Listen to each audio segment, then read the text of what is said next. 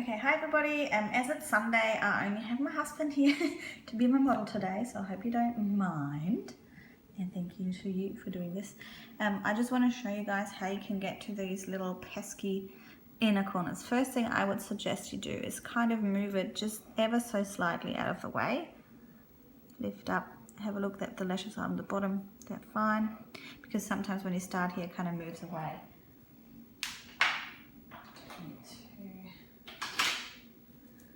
Take a little bit of micro pore tape, de-tack it once on your hand, place the tape sort of in the middle of the lash, and now watch the inner corner.